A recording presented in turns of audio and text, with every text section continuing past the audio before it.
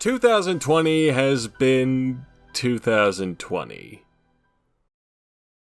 Yeah, forgive me for sounding a bit jaded, not like I have any reason to be, but frankly, I'm tired of everyone going fuck 2020, because at this point it's sounding like fuck this arbitrarily designated point in time as noted and planned out on the calendar created by Pope Gregory XIII over 400 years ago, and not fuck everything that's been happening in this arbitrarily etc etc. 2020 didn't do nothing wrong. It had no idea how horrid the events occurring within its 12-month time span would be. Stop chastising a number as if it's a sentient presence that's been solely responsible for all the chaos in the world, when the real enemy, the real instigator, was fucking Martha. Anyway, yeah, this year sucked, and for a whole lot of reasons. Which of course means there was a steamroller of game controversies infecting our pure and humble game society. Now, if you're a regular viewer, you'll have noticed that this year I was stuck in the middle of a miniseries with a certain game developer's controversies and had no time to focus on any of this shit these past 12 months have brought on to us. It wasn't that I wasn't interested, because oh boy did we get some juicy controversies, but between that and folks jumping onto these events as fast as possible, I couldn't quite find a good way to nudge my own thoughts into the conversation without merely echoing sentiments. But now is the perfect time to remedy that.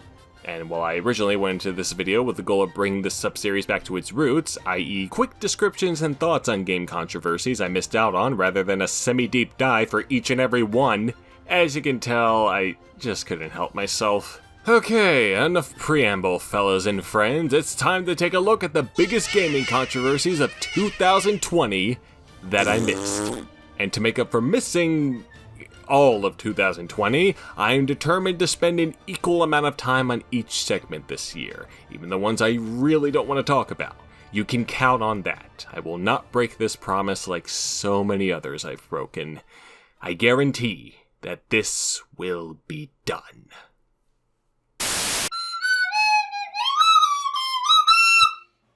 Fucking disgusting. Get it out of my face. They can all die in a fire. A big gross pedo fire. Alleged pedo fire. Next. Let's start off proper with one of the year's earlier controversies. One that didn't carry a whole lot of weight unless you're a fan of the game in question, but upon reflection is nice and simple compared to today's other subjects, while continuing to draw up any goodwill its developer had within the past decade. Back in BlizzCon 2018, Blizzard Entertainment had announced a remaster of what many considered to be one of their greatest titles, 2002's Warcraft 3: Reign of Chaos. The trailer showcasing it listed several new features the devs plan to include, and despite it being a mere gameplay trailer, it looked to be well on its way, and was highly anticipated nonetheless. Not a whole lot happened in the run-up to its release, or at least nothing that had to do with the game itself, outside of a delay from late 2019 to early 2020. With this small strain of confidence still left within them, Blizzard strided out to the digital market in late January and released Warcraft 3 Reforged to the excited crowd that had gathered around it,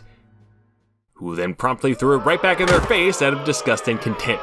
Turns out the planned features and upgrades had been wildly scaled back during the in-between period, and any other changes made for the remaster were not for the better. This is already apparent by simply comparing the original trailer with the final product, but if one had the original game upgraded to the newest client, the one supporting this remaster, they'd lose access to several modes that had been a part of the older game since its release nearly 2 decades before. Most notably, the lack of custom campaigns. Speaking of custom, Blizzard also introduced a new end-user license agreement that stated any custom content made within the game belongs to Blizzard and only Blizzard. Some speculating this being a preventative measure against another Dota situation, which is an entirely different mess. When the dust settled, Reforged was bashed by critics and audiences, the latter of which were so upset by the situation they saw fit to review bomb it on Metacritic to the point where it became the lowest rated user game on the site. Until that got broken by Madden 21 later in the year. Yeah, it's been a tumultuous year for many fan bases. One could chalk this up to the user feedback they were getting, which more or less stated to keep things as close to the original as possible, Or one could point towards the lack of communication regarding the changes to the changes, because the first indication of any kind towards this direction was made a year after the remaster's announcement during an in-depth talk about the thing at the next BlizzCon, or one could just blame Activision fucking things up again. But yeah, as much as I'd love for it to be the third option, the second one sounds like the big contributing factor to this. Actually, hold up, it looks like we can blame Blizzard's management on this shit. This is what I get for starting this video halfway through the goddamn month. Also, rip Vicarious Visions. I also imagine not many people noticed that BlizzCon panel, nor did they notice the interviews that also hinted at this sudden cut down, which were published just before release, if the response was this negative. Since then, they've been continually updating the remaster as much as they could, not to the point of adding all the features from the original trailer, but it's something, I guess. And they've even offered full refunds. Sadly, the remaster has been forever stained by its botched launch and is yet another casualty in the modern era of Blizzard Entertainment. Well, at least they still have Diablo Immortal, and Overwatch 2, and Heroes of the Storm, and Overwatch 2.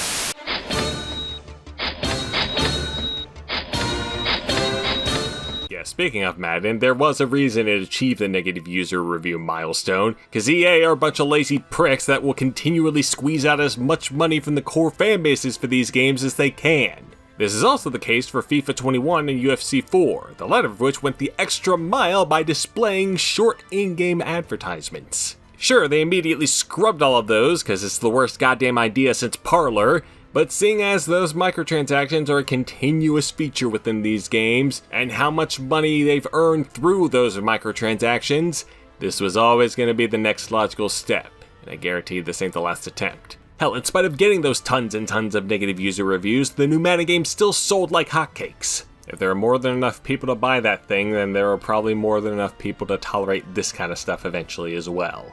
Maybe with 2K getting back into making NFL games, things will start improving. But given their latest NBA offering, I wouldn't put money on it. Badum-tsh. id Software's Doom Eternal, the long-awaited sequel to one of the best FPSs that come out in recent memory, was plopped onto us gamers' soggy laps in 2020, and despite having one of the year's more annoying enemies, don't at me, I think it's just as great as Doom 2016, if not better. It was the best game from 2020 that I played in 2020 at least. Not the best game in general though, but whatever. Sadly, there is only one real reason it's being mentioned at all today, though not for the same reasons I included it during the 2018 video, because this one had actual consequences. Bethesda sought to put out the game's soundtrack on the same day that it came out for the people who ordered the collector's edition, but they ended up delaying that for about a month, and after it did come out, us sweaty gamers were about to find out why. You see, a good portion of the audience listening to that soundtrack noticed something was very off with it. What exactly was off wasn't clear until a Twitter user made a side-by-side comparison of one of 2016's tracks to the remixed version of it in Eternal, to which they concluded that the sound mixing for this track in Eternal was much less dynamic, i.e. worse, than it was in Doom 2016.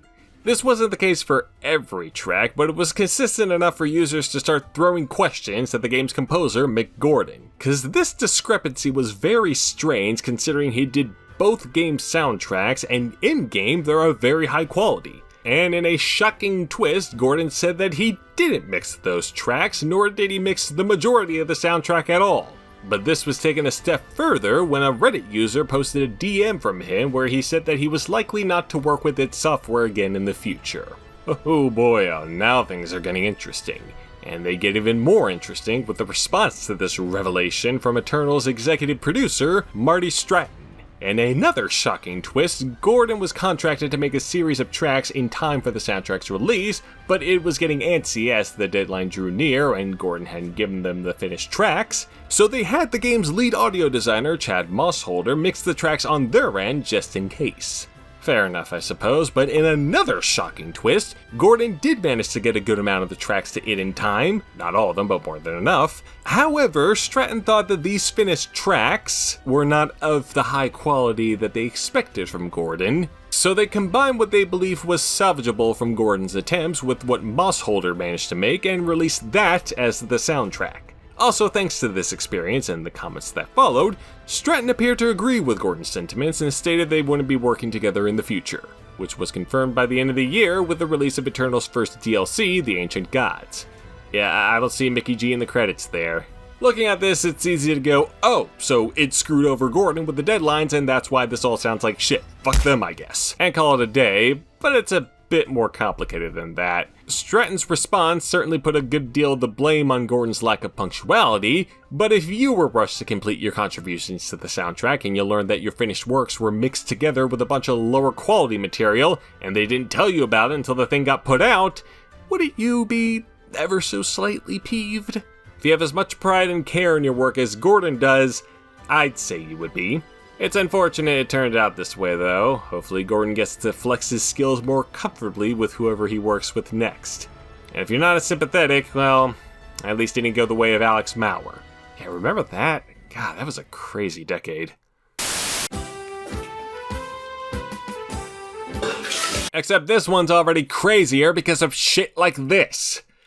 Christ. It's a piece of cake to bake a pretty cake. What? If the way is hazy.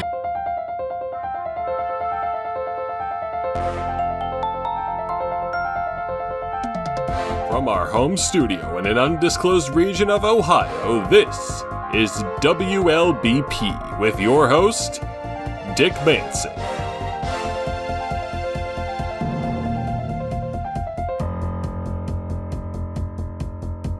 Good evening, America. Our top story tonight, the messy release for the newest entry in the beloved Cooking Mama series, Cooking Mama Cookstar for the Nintendo Switch. Many wouldn't think a game like this would be deserving of any controversy of any sort, but in the year of our Lord and Savior 2020, anything is possible. Now let's go to our at-home gamer correspondent, Even Luck, for more information as to how this all started. Even, what can you tell us? Thank you, Dick. Well, it all began around the time of Cookstar's initial release, when it was mysteriously pulled from the Nintendo eShop just a few days after.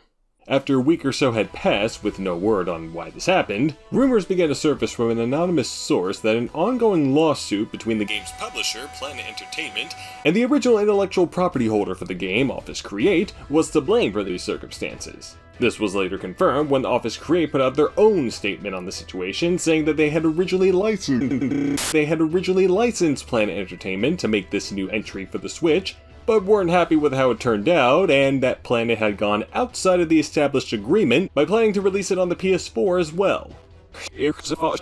As such, Office Create terminated Planet's license just a day before the game was set to go out to market, and Planet just put it out anyway, and here we are. Planet quickly responded to these claims, saying that the suggested changes came far into the game's development and were outside the scope of the agreement they'd made with Office Create, so they thought they had the full legal So they believe they had the full. Ironically, thanks to this lawsuit and a lack of a digital version, the trickle of physical copies of Cookstar that had seeped into the market became that much more valuable.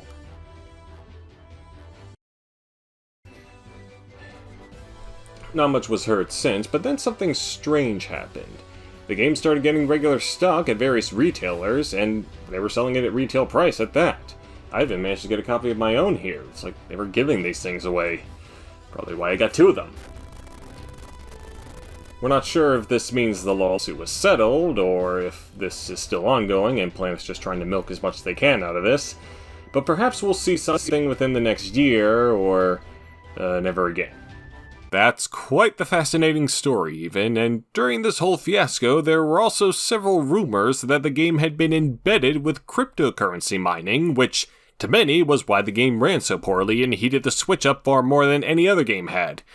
Was there any validity to these rumors?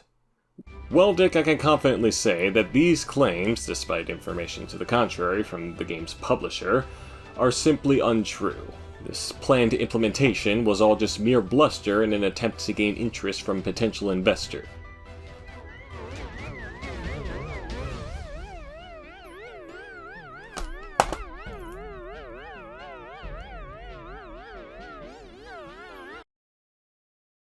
Okay, even appears to be preoccupied at the moment, so we'll get back to him with other controversies from this year in due time. Stay tuned though, as later on in the show we'll also be covering how Dreams, a Minecraft speedrunner whom I've never heard of, is, in fact, a real person. Which is a big deal for some reason. Only on WLBP. Hey, didn't he cheat on his girlfriend or something too?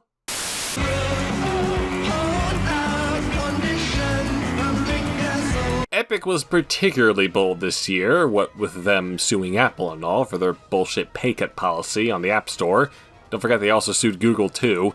And it's certainly interesting seeing them and a bunch of other companies at the whim of Apple forming a coalition to promote fairer policies than this.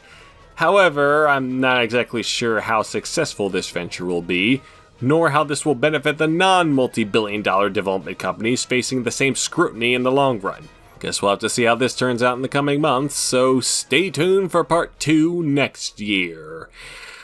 Woo!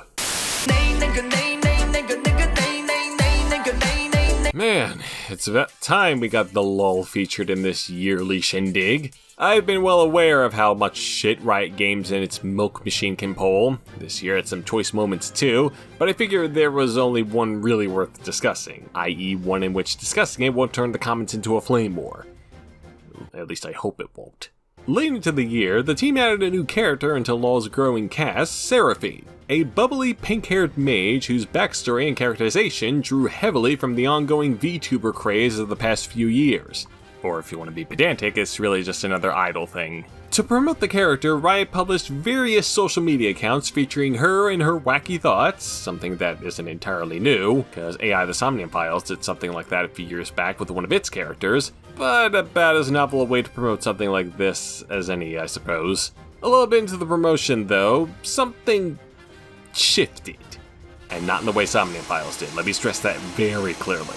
On Seraphine's Twitter account, there were some posts made regarding the character's trip to Shanghai, where she was set to record stuff with her favorite pop group, or something like that, and felt how she lacked the confidence to do so, and didn't deserve to be there, asking for words of encouragement from her followers. Yes, that's, it's certainly a relatable kind of subject. But the problem is, this is a goddamn LOL character, not a real person, and the way Riot is framing her promotion seems like we're supposed to act as if she is a real person. So it falls completely flat.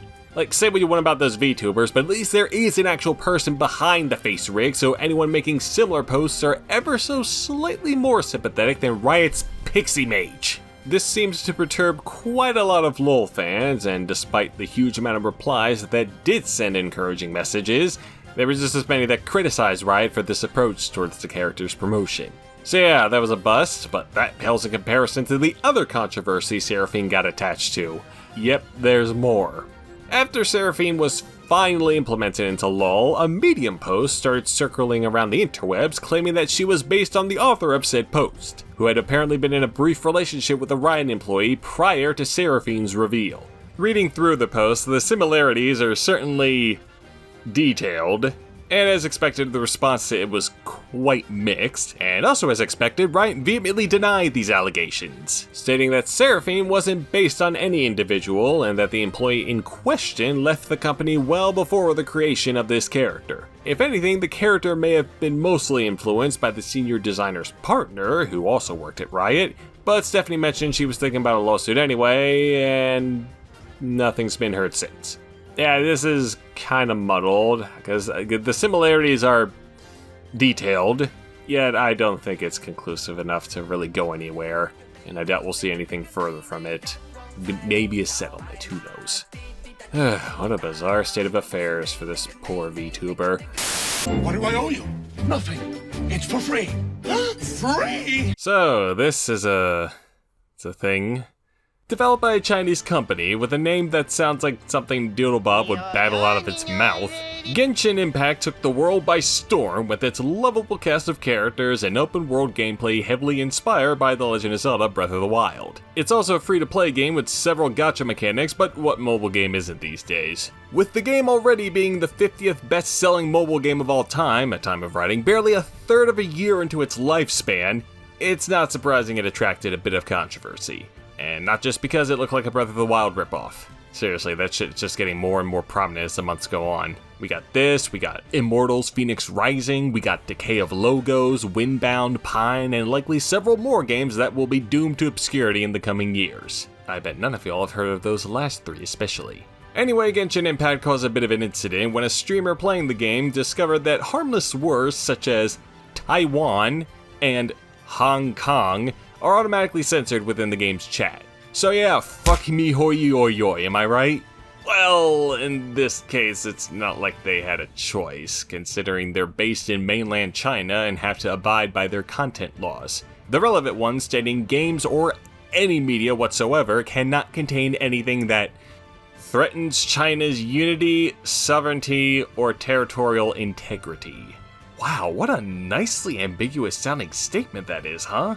This one's more of an eye roller, if anything. Unlike the various security vulnerabilities players have discovered since release that have led to several player accounts being hacked, but that one's probably just incompetence. However, for as popular as this thing is right now, and for as much money as it's made, I can't really see it lasting within the public mind in the long run, like so many other gacha games. Well, I don't know, maybe my distaste for the genre is just creeping up again. Or maybe I just can't get over me hoi oi oi.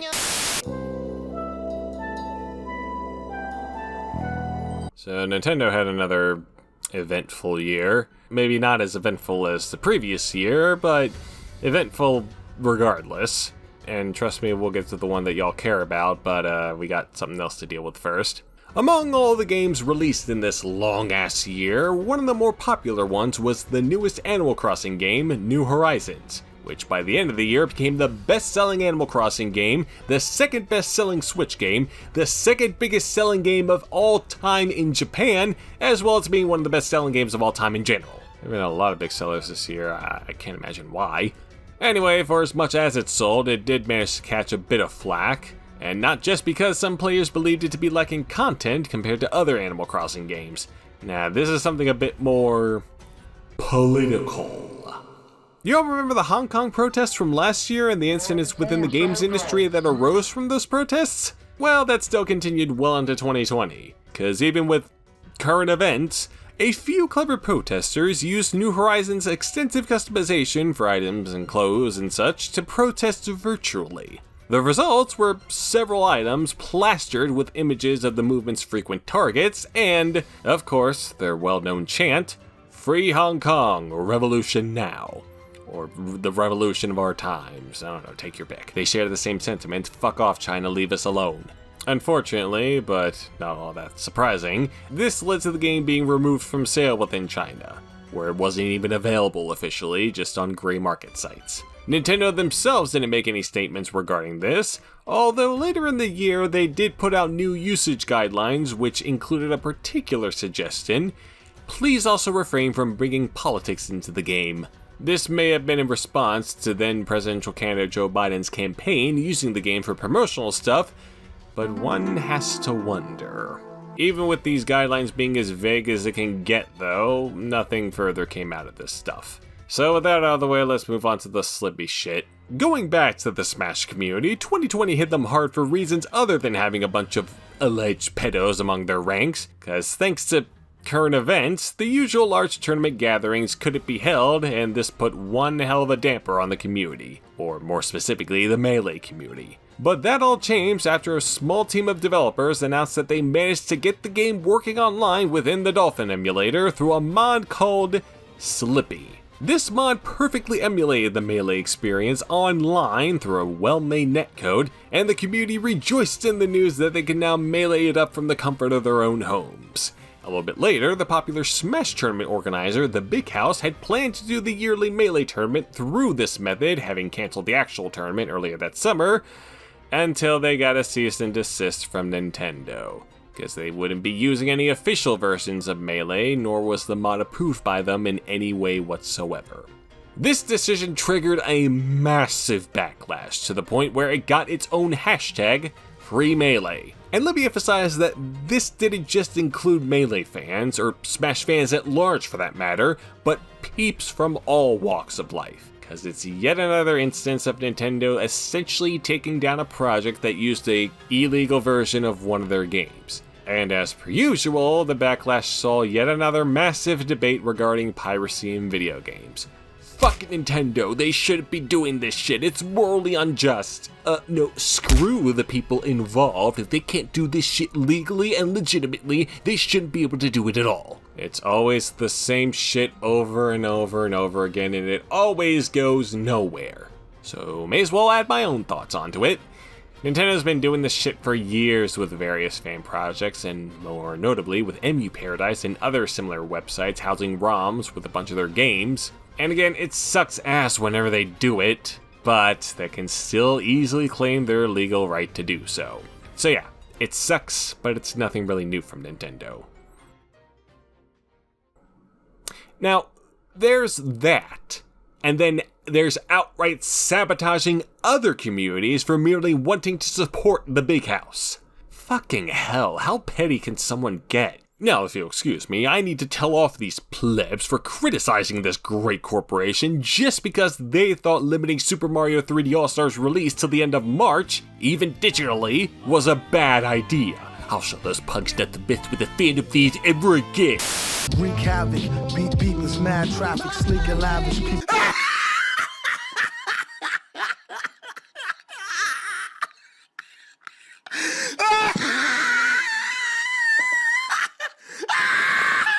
No.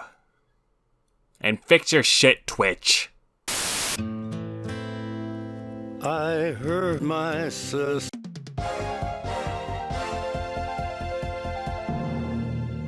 Welcome back to WLBP, Dick Manson reporting. Gamers all over the world are still suffering from the big sad after one of the biggest games of 2020, The Last of Us Part 2020, swept the 2020 Game Awards. It was a shock to the system for many after the huge controversy it had garnered before its release. And once again, we have our gamer correspondent, Even Luck, to provide the details on what exactly happened before this tragedy. Hello again, Even.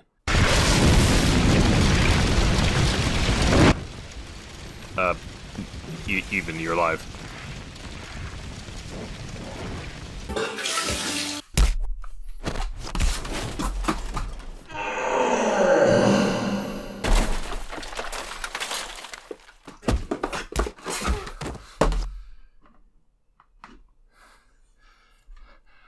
Right. Well, this is a long and complicated case that requires a lot of context and a good understanding of the game itself in order to fully grasp the event, but to give the short version, the game's development was yet another instance of that wonderful crunch anyone working in the industry seems to be doomed to experience at least once in their lives. Likely as a result of these working conditions still happening in spite of current events, the game was leaked onto the interwebs, with several out-of-context scenes spoiling the game's plot for many who were interested in wanting to see what happened to the game's characters, and for many who weren't interested and just wanted to make fun of how fucked up it looked. Right. And what of the events surrounding the game's eventual release? It didn't get any better.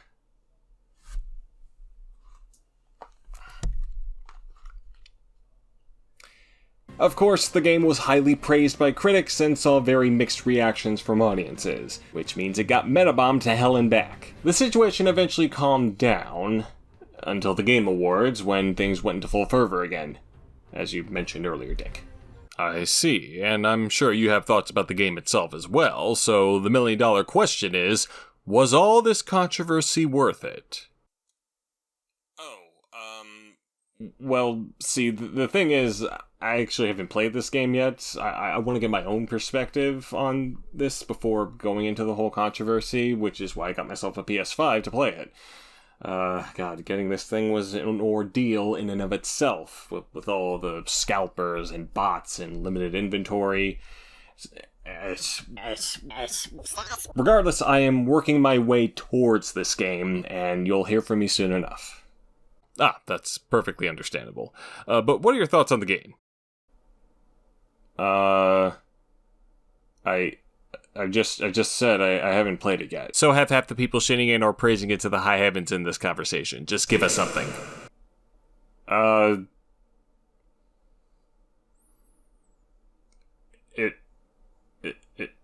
It looks dark? Good enough. And what of the rumors that the game's so poorly optimized that it could break your PS4 console? Well, I can't exactly speak for PS4 owners, but I did test this thing out earlier, put it inside here, and it hasn't caused any problems yet.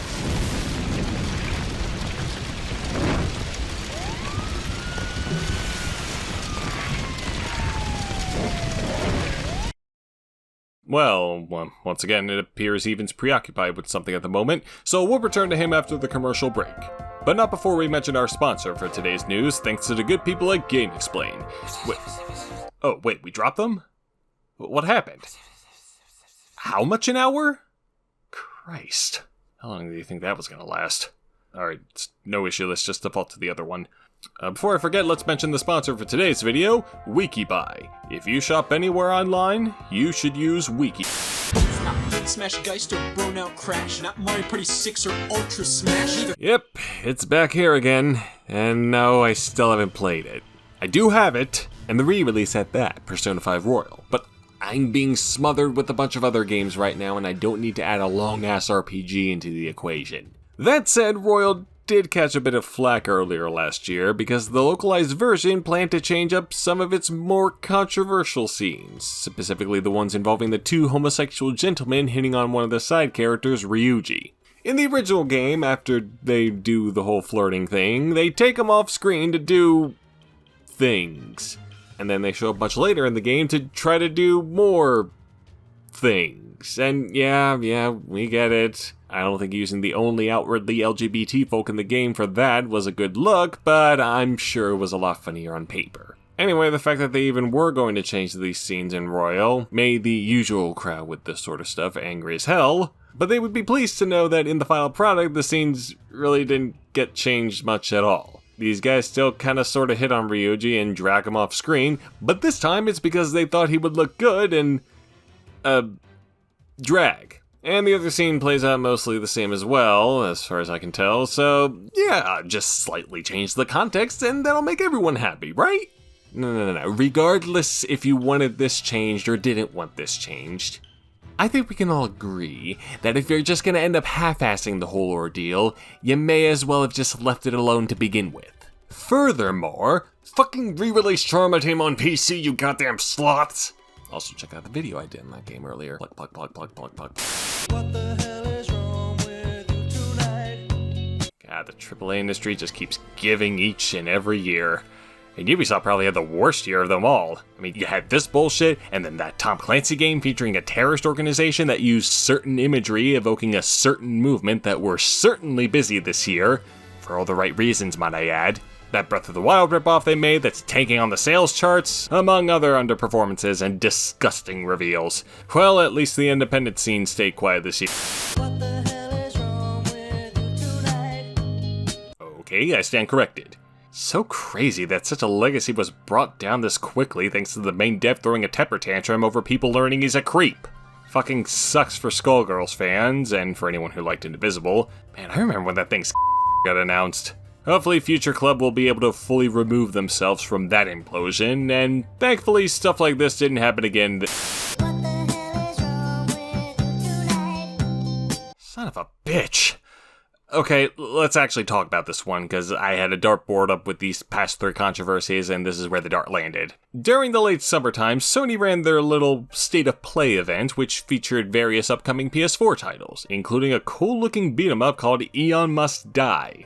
Shortly after the announcement, the game's trailer was uploaded to YouTube, and the description had an additional bonus for anyone interested in the game. A Dropbox link that gave anyone interested several reasons to not be interested. This link came from a group of people claiming to have formerly worked at the game's developer, Limestone Games, and it contains several testimonials from these folk and accusations against Limestone for a wealth of misdeeds. There's a lot of info in here, but to boil it down, they experienced terrible work conditions, including abuse, manipulation, harassment, and the ever so popular method of crunch at the hands of the company's higher-ups, most notably its co-founder and current CEO, Yaroslav Lysenko. Oh, by the way, the company's based in Estonia. Apologies if I mispronounced that, but I doubt those silly cynics care much. Anyway, not only did they accuse those big boys of this, they also accused them of outright stealing the game's IP from the company's other co-founder, Aleksei Nihorashkin, who's also part of this rebel group. These nasty shenanigans all came to a head a few months before the game's reveal at Sony's State of Play, when they requested support from its publisher, Focus Home Interactive, to stop this madness. Though most of these guys submitted their resignations anyway. Lysenko apparently caught wind of that, resulting in them getting outright terminated well before the planned resignation date, and the mad bastard threatening similar actions against anyone else if they dare oppose their great leaders. Focus would respond to these allegations by stating they'd be looked into, and Limestone's PR denied the claims outright. Since then, we've heard absolutely nothing regarding this crap, but perhaps there may be more to come around the time of the game's planned release this year, assuming that the damage from all this didn't force the current team to place the game on hiatus until legal proceedings are completed. I can't wait to see where this goes.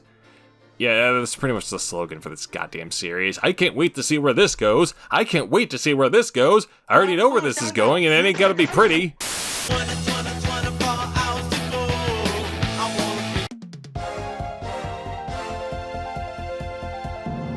Welcome back to WLBP, Dick Manson reporting. Gamers all over the world are still suffering from the big sad after one of the biggest games of 2020, Cyberpunk 2020, turned out to be a complete fucking mess. It was a shock to the system for many after the huge controversy the game had garnered before its release, and once again, we have our gamer correspondent, Even Luck, to provide the details. Hello again, Even. Yes, Dick. Hello, Dick. Thank you, Dick. Well, this is a long and complicated case that requires a lot of context and a good understanding of the game itself in order to fully grasp the events. Okay, not really, but this is what happens when someone forgets the teleprompter, Jason! Fucking asswipe. Anyway, this isn't the first time Cyberpunk, or CD Projekt Red for that matter, caught some flack on the internet, as noted on the extremely popular YouTube series Controversy. Disclaimer, this show is not sponsored or endorsed by Controversy in any way whatsoever, so don't ask questions, just continue consuming content. Which, while it was a bit of an indication of how much of a mess the game's release would be, nobody could have imagined how bad the game's state really was. Upon release, Cyberpunk 2077 was a garbage heap filled with technical problems on all the systems it had been released on, especially last-gen consoles, and CD Projekt Red just couldn't delay this thing long enough to get the newer console versions out there until sometime this year, I suppose. If that weren't enough, in spite of it being delayed so many times, there were numerous reports of workers, once again, being crunched to hell in the lead-up to release to fix countless bugs and errors. Yeah, look how that turned out. Much like our previous topic, Last of Us Part II, though, that didn't stop it from getting praise to the high heavens, at least on the PC versions. Currently, there's more and more information about what the hell happened to this thing being released every week, and there have been endless refund requests for those previous gen versions as well. I see, and of course you've also played— No, I haven't, and I'm waiting for the next gen console versions or for them to fully fix it on PC so I can play it for myself. Don't at me and fuck off.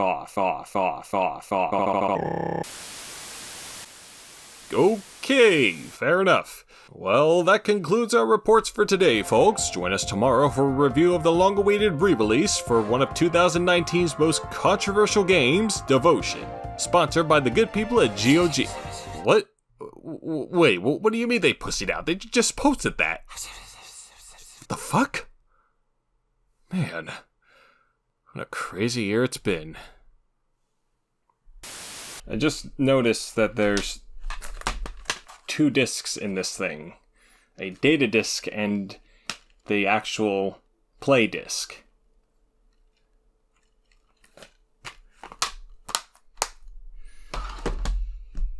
It's gonna be a train wreck.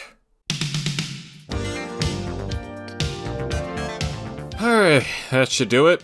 Sorry if this sounds a little bit more low energy than usual. I'm hoping 2021 turns out far better than the past 12 months, but so far that ain't how it's looking. I can at least promise y'all we're finishing up that Rockstar saga soon, meaning I can get back to the single episode stuff for Controversy. That will be so nice. Anyway, I hope y'all enjoyed this thing. I'm gonna keep my mouth shut about release dates from now on until I'm exactly sure. But regardless, Thank you all for watching, and as always, I'll see y'all later.